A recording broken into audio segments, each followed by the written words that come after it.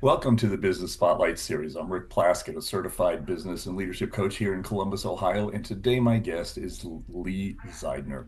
She is the owner of Lessons of Things, and it's a very, very unique business. I'm going to let her describe it to you a little later because I think she'll do much better than I will. But today we're going to talk with her about her business challenges, some of the best practices that she does, and share a peek into what it's really like to build and operate a business. If this is your first time on the channel, please be sure to like and subscribe so you can get further notifications into the future. And so, Leigh, welcome and thank you for being here today.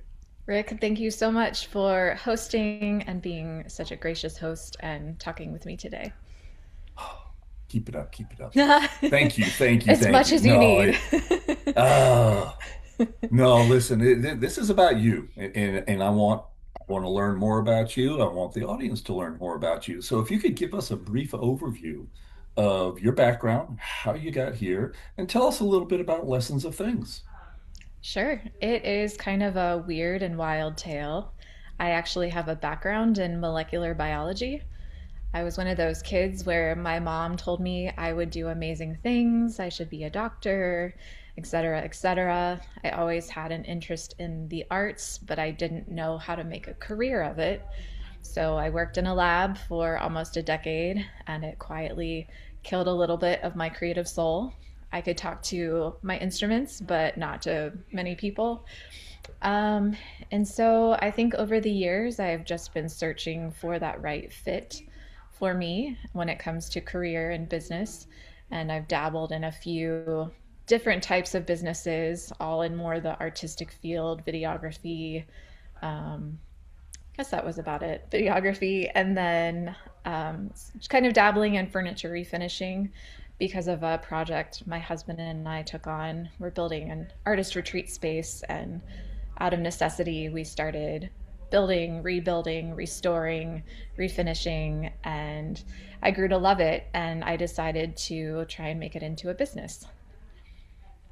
Awesome. So tell us a little bit about Lessons of Things. What do you do? Who's your best customer? And finish with what's your greatest opportunity for growing in 2026? Sure. So at Lessons of Things, we curate and refinish quality vintage furniture. We curate pieces. You can see a lot of them behind us. I'm sitting in our showroom right now. We bring in a lot of pieces that have landed from Denmark and Scandinavia, pieces that are, in our minds, a little different than what you typically might find in the Midwest. And we end up shipping a lot of those out to the East Coast and the West Coast and Texas. Um, but as we've worked with furniture, we've gotten to really know quality in the way pieces are built and put together. And these pieces have lasted 60 years or more already, Mhm. and they're ready to go for another 60 plus years. And on the other side, we also offer furniture refinishing services for local clients. And that kind of has come out of the work we do with our pieces. We work on our Mhm. own pieces if they need it because we want them to be move in ready when our clients buy them. And so we have learned refinishing, and now we offer those services to people who have pieces that need some love. Super, super, super. So in this business, help the audience and I understand what's your current ownership structure? Are you solo? Are you have outside investors? How does that work? Ooh, that's a good question.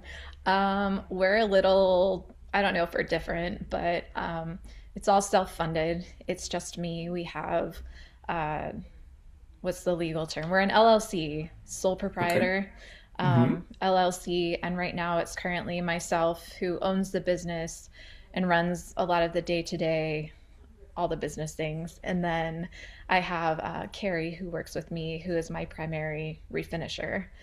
Um, and I forgot if that answered your question. Absolutely, absolutely. The biggest thing is you are wearing many, many hats. Yes. You take out the trash, you answer the mail, you do the books, and somewhere in there you do your passion of taking old busted to new and hot. Exactly. Yes. Oh, I remember the follow up to your question. We are bootstrapping our own business, if I didn't Hmm. mention that before. So, no Hmm. outside investors. We try and grow the money we have from the inventory we have and the profit that Hmm. we gain as we do work, and also look for revenue streams that are more honestly high profit so we can grow the business ourselves without looking for outside funding. But I really want to someday buy a whole container of furniture from Denmark, and that might be an investment. So we're starting to look into financing options because we need probably about 40 to 50,000 for that, which I don't have in our business account right now. I understand. So let's dig down deeper on that. When you say buy an entire container, you're buying an entire container of Denmark's, Norway's cast-offs? In a way, Okay. we again source a lot of Scandinavian furniture, so why not Hmm. go to the source? We buy currently it's furniture that lands in the US, but we thought why not just cut out the middleman? And there are places, warehouses that sell directly that are located in Denmark and have all the same pieces. And Hmm. so if we can buy enough pieces to fill up, say, a 20-foot container, then we can have that shipped to the US to port and then have it brought to us in Ohio. And then we have, I don't know, furniture to last for an entire year. Okay. Super, super. So that kind of leads to the next question I have. That right there that you shared, Lee, is looking at working on the business, growing the future. Whereas the actual refinishing and the work for customers is in the business. How would you break down your typical week or your typical month percentage wise? How much are you sanding and staining versus putting together the next two steps to get that container full of furniture? That's a really good question. I don't know if most newer business owners kind of admit that it's always a messy hodgepodge of time and effort. We are in the studio, I'd say about 4 hours a day during the week, and that's primarily client refinishing work or cleaning Mhm. up pieces, listing our own pieces. But then I get up early and I do a lot of my business development and communications work at home, probably for about 3 hours or so in the morning, and then for another 3 hours or so when I come home in the afternoon. Okay. Okay. That's very important, and thank you for sharing that. If you weren't looking at where you want to be in the future, then there's two people that are going to decide where you want to be. One's called Murphy, the other's called Mother Nature. And in those two, you're simply reacting. If you have this dream of that container of furniture and we purposefully look at what's the next step, what's the next step, what's the next step, then someday that container is going to become a reality. Mhm. If you just wait, Mother Nature and Murphy probably will never get you to that container. Would you agree? Sure. Yeah. Yeah. So we kind of know a little bit about the what makes you guys special, and a little bit about how you got there and how molecular biology got to wood other than trees growing. It's a little bit beyond me, but let's shift gears a little bit and look at your marketing. Okay. Like you said, bootstrapping money comes from more customers spending more with you, and you being able to keep more. It all starts with that marketing of finding the next new customers. I'm sure that you have some that are repeat customers. I'm also sure that you have a whole collection that are one shot, one satisfied customer, then we got to go find the next. So marketing is important. What's working for you now? Whew. That's been a fun journey for us. We are totally in the experimentation phase. I guess I haven't left the lab days completely after all, but testing hypotheses, seeing what's working, seeing what's not. We started the business actually on Instagram, solely on Instagram, which Hmm. I never knew people bought and sold furniture on Instagram. So we grew a client base from there. And then as we've grown, we've expanded onto different social media platforms and websites, email marketing or email campaigns. Ironically, I would say my intention has been to be present in a lot of spaces Hmm. and hone in on what we're good at, which for our elder millennial generation is Instagram. But interestingly enough, I actually just this morning received a refinishing request from someone who saw a response on Reddit. So we're on Reddit responding to people asking refinishing advice. We're on TikTok and we have gotten clients through TikTok, which these are all platforms. To me, I thought, I don't know if they work, but we're seeing that they do. So we're just kind of putting it all out there, if you will. That's a great start, and I'm glad that you're having results with those. The results of any type of marketing come into two different philosophies. The first is the philosophy of marketing, which is target, offer, and your copy. Okay. So the target is wherever you're going, whether it's on a millennial platform of Instagram or you're on Facebook/Meta for boomers. You have to go where your customers are. Mm-hmm. And that's the target part.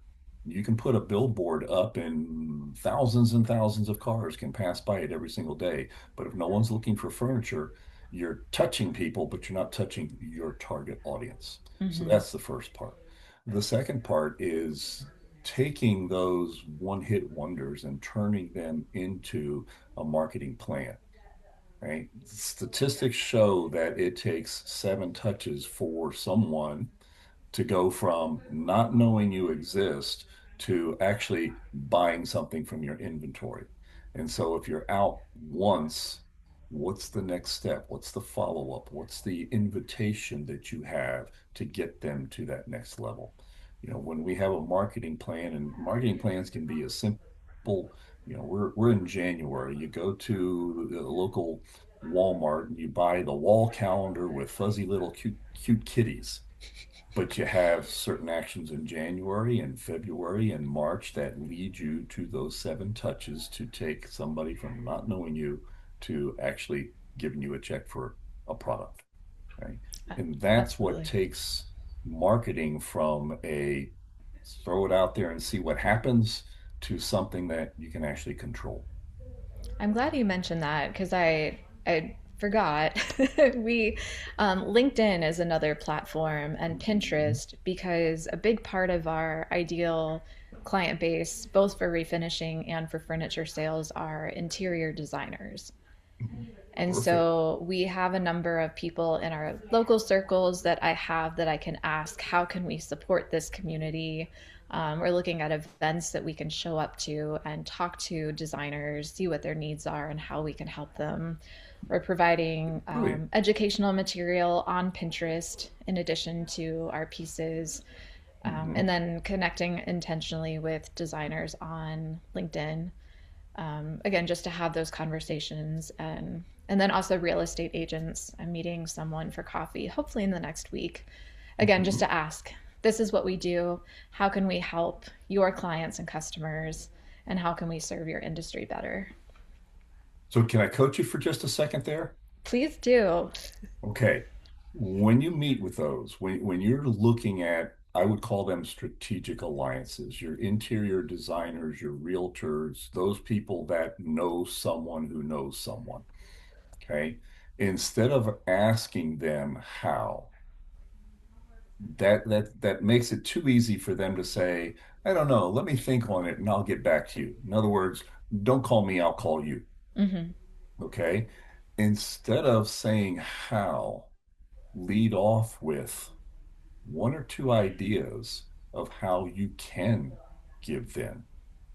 What if dot dot dot, imagine dot dot dot, imagine staging a room or a house with something that's completely Scandinavian. you know I'm writing notes. This would is fantastic. Go a- ahead. absolutely, okay. When you sit down with somebody new, it's usually, okay, what are they trying to sell me and how's it going to help? Okay. You already have advertised what you do. Now, instead of them trying to figure out how will it help, you tell them, Hmm. Hmm. and you tell them through inviting them to wonder or imagine. I look at your shelves behind you and I'm seeing, I used to have that when I was a young kid. My parents had that in their living room. Hmm. I can see the grandparents in that. So I'm connecting to thoughts and images. Take those, that's what you have, that's your superpower, and connect that and give them an idea. Okay. It's so much easier. You Hmm. and I, if we have a blank sheet of paper and you said, start a story, we're going to kind of stutter. But if we ask chat, hey, give us the first three opening paragraphs, and then we go back and edit it, people can do that all day long. Hmm. So give them those three first paragraphs and let their imagination go wild. That's a good idea. And you mentioned chat. For some of my mornings of business planning, I think I dropped in the other day. I thought it's a new year. Let's go crazy. Say we want to have $1 million revenue year in the next few years. So in chat, I dropped in help for a business plan and it typed out a 3 to 5 year plan for me. And I have it printed out because I'm tech savvy, but also old school at the same time. So I've been using that to make some strategic decisions and intentions for us as we move forward. Perfect. Perfect. Now, you mentioned chat, AI. Okay. If in all of my coaching over the last year, every single session with a client, we include something with AI because it's a fascinating tool. And if we're not helping and using it properly, we're going to get left behind. But imagine this, imagine Leigh going in and saying, hey, who is the most known furniture refinisher in the market? Okay, that's a simple question to ask. And then the follow-up question to that is to ask chat, what do we have to do for lessons of things to be that name? Boom, you now have that marketing plan, not Mm-hmm. just a generic of, hey, how do I get to X number of customers, X number of sales, but what do I have to do for chat to acknowledge me as the number one queen of this domain? Sure. Yeah, I love that. I think I part of my struggle is the desire for uniqueness. We joke that Mhm. we're a unicorn or we want to be a unicorn. I've been to some business networking events and looking at our competition and things like that. And I love and appreciate what everyone is doing. And I think, as with my search for a fitting career, I don't find a place in my mind yet where I fit or where we fit with our marketing, where we can be our. I think authenticity is very big for us in our Mhm. how we disclose conditions of our pieces, but also in who we are and how we bring that to our marketing and branding. And so yes, I hear you say, like, there are people I aspire to become like Mhm. in the next few years, but I want to be us in that. And I think chat is great for helping set a target in that, but there's also that introspection. And I think that comes along with that. And how do we still make this be who we are, if that makes sense? It correct, 100%. And you're back to the point of target for marketing. Okay. There are certain people that want your product. How do we interact with that group? My newest client just started 2 months ago. We're already doing fabulous, and he had just purchased a company that designs, builds, modifies, and rebuilds engines for offshore racing boats, these big cigarette boats. Cool. Yeah, okay, that's the first thing is, God, this guy is cool. And then you look at, okay, out of all the people in the world, his market is this big, Hmm. but they have no problem stroking checks. That's who you're looking for. You're looking for people that look at the types of furniture that you sell as having meaning and purpose and style beyond something comfortable to sit in. Hmm. Okay. You're looking at people that buy because they want the conversation piece. Hmm. And those types of people have the money. So all we need to do is find one or two of them and get them to be talking to two or three of their friends. And now you've hit your target. And that's the secret sauce of what your marketing entire plan should be focused on. Hmm. That's good. You don't need John Q. Public in a family housing subdivision as your customer. You're not marketing to them. You're marketing to the people that appreciate the uniqueness of what you're delivering. Good Am I off words. target? No, no, that's good. And I think too, there's an interesting conflict in my mind that happens because we have our two branches. We have our sales, which in my mind are more design focused, higher end clients. And then we have our refinishing work, which is priced as a labored skill. So it's not Mhm. cheap when you think about car detailing.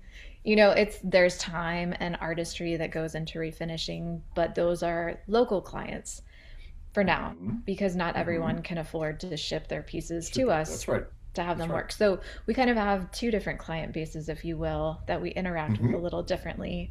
I think the same fundamental values are there. You know, there's quality in the pieces that are built and the work we do, and value in keeping pieces going throughout generations. And Th- yeah. Absolutely. So you have two marketing plans because you do have two different customer bases. The people that want to be refinishing, I promise you, they're not refinishing IKEA furniture or Mm-hmm. the stuff that was handed down to them for their college dorm. Okay. I doubt very Right. seriously that anywhere in the back you have the wire spool for a coffee table. No. Not going to happen, right? Correct. Okay, so you ask yourself, what are the people that want pieces refinished? It To me, it's like a car wash. Okay, car wash, you go to a car wash to get the salt off your car.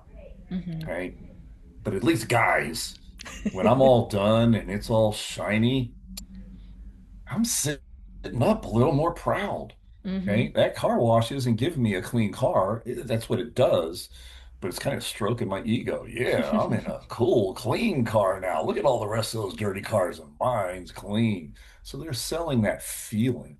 I Mm-hmm. talked to a car wash owner and he said, we got 3 minutes max, and we can never, ever, ever disappoint. Mm-hmm. They come in, they have an expectation, and when they go out and we meet that expectation, they feel great. Mm-hmm. But boy, if something happens, we're toast. Mm-hmm. So they are constantly looking at that, but that's their market. And they understand, yeah, we get rid of the salt on the cars, Mm-hmm. but we sell a feeling. Mm-hmm. Okay. Yeah. And I think Tell me, people, tell me I'm wrong. When you're driving a no. clean car, you feel like, Oh, ooh, absolutely. Absolutely. It's like a whole different car. And exactly. And yes. see, you're smiling. That's the feeling of that marketing plan. That's what we Mm-hmm. have to create for the customer. Yes, we know that you have the passion to create that, but what is the customer waking up in the morning wanting? Mm-hmm. When we can identify that, they come to you. That's a good question. It Yeah. is. Yeah. Did I tell you we back to your marketing question, we went door to door soliciting. We went old school. Uh-huh. We we thought no one else is doing door to door soliciting, so we Mm-hmm. filed our permit and we took notes of all the things we hate about solicitors, and we tried to Mm-hmm. do the opposite. And we went around in the neighborhoods just right outside the studio, Mm-hmm. and it was remarkable. We came with a gift. We made a little wood flower and a little flyer Mm-hmm. just Mm-hmm. introducing us and what we do. And people were so excited to talk about furniture. It was amazing. So I don't know what that means other than to say like that satisfaction, that joy of having a clean car. It's fun to see that people do appreciate that. That they're like, "Oh, come look at my piece of furniture that, I was so excited that I got." And yeah, people people are fun. See, they people buy the sizzle and then they'll eat the steak. Mm, Okay. So your approach and your personality in that is what they bought into. I can promise you, if you go mailing, you do mailers as a mm, marketing campaign, mm-hmm. the best result, a phenomenal result, is 3%. You send Okay. out 100, you might get three responses. More Mm-hmm. likely, you're going to get one or two. Kind of expensive. Sure. I know if you've ever gotten, and I don't even think they deliver them anymore, the value packs. Oh, right. They go right out for recycling. Exactly, exactly. Okay. So, but when you go to door and it's you and you're making a connection with something that, oh, you're not going door to door selling bug killing. Mm-hmm. You're going door to door talking about a piece of furniture that they value, that they want replaced or brought back to their memories of their grandparents. Mm-hmm. You know, that's a little more emotional, a little more personal. Mm-hmm. So that's the sizzle that you're selling. Super. Yep. Hey, listen, we've spent a lot of time about that marketing. I hope you've got some pretty good ideas there. I did. I have a lot Um, of notes. Thank you. Good, good, good. Well, let's get into the next section here, and that is a section that I call rapid fire. But before we do that, I want to give you the opportunity. We've covered a lot, but if there's an audience, there's somebody in the audience watching you that they want to be your next customer, or they've liked something that you have said, what's the best way for them to get in touch with you? Absolutely. Well, we have our website, lessonsofthings.com, has probably all the links to all the other places. So Hmm. simply that, lessonsofthings.com. Um, Okay, we're also very active on Instagram, also Lessons of Things. You can just drop Lessons of Things into Google, and then you can just find us in all the places. super. Fabulous. Super. Thank you. Thank you. So as we wrap up, this is the section that I call the rapid fire questions. I'm just looking for top of mind, first thing that springs to mind. You ready for these? I think so. Let's do it. Go. I promise they won't hurt. Okay. Leigh, what's your key to success? Stay hungry. Good. What's a piece of advice that you would give to another business owner? Um, I would say it's about competition. Competition is good, and competition isn't scary. And there's room for all of us. And it's better to support each other than not. Awesome. Thank you. Thank you. I'm old school, okay? So I'm asking this question, what's one book that you have read recently?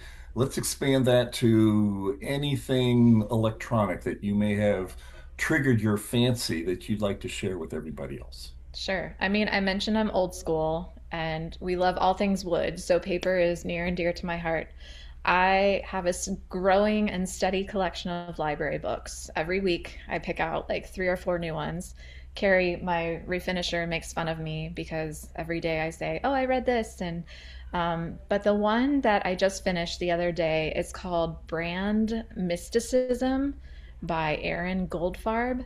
And he has kind of an out there approach to the ways that he has handled marketing, which really Hmm. tapped into that.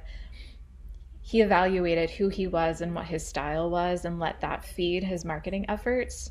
And it was reassuring to us as we're figuring out marketing to say, let's try things and let's be our unique little snowflake selves. Absolutely. Unless you are Walmart or Amazon, people buy from other people. They don't buy from, if you're selling a commodity and you're not, then Amazon or Walmart, will be there the next day. Okay. But when you're selling something unique, people are buying into your story. They want to know who they're buying from. And then they look at the product. So, absolutely great. If you could choose one area of your business, Leigh, and immediately improve it overnight, and Monday morning it is boom, right where you want it, what would that area of business be? Ironically, marketing. Okay. The biggest struggle for us is obscurity. We just, no one knows we exist. So if I could somehow fix all that, I'd be happy to figure out the rest that comes after that. Yeah, that's kind of the death of every small business is being the best kept secret. That is not a good thing. I understand. So, listen, last question. Okay. What's most inspiring to you today? Hmm. I mean, besides like the bazillion books I've been reading, those constantly fuel inspiration. I think the concept of networking, of in person, because we are Mhm. in such a digital age and it's fantastic. But what I'm, it was an aha moment for me, but that networking isn't about, it's more than saying, here's who I am, here's what I do. It's meeting people so we can help each other. So I can Mhm. connect people and say, oh, you were looking for someone who can do this. I happen to know this person. Let me put you two in contact together and to be present in those conversations. And so that's been, yes, an inspiring aha moment where I, as Okay. an introvert, networking is difficult. But this seems to make it more genuine and helpful and something I can totally get behind. That's right. That's right. Super. Hey, Leigh, thank you so much for joining us today and sharing your journey. And to you, the audience, thank you for watching this. And hopefully, you're going to be as inspired as I was listening to Leigh's story today. Folks, make it a great day and bye for now.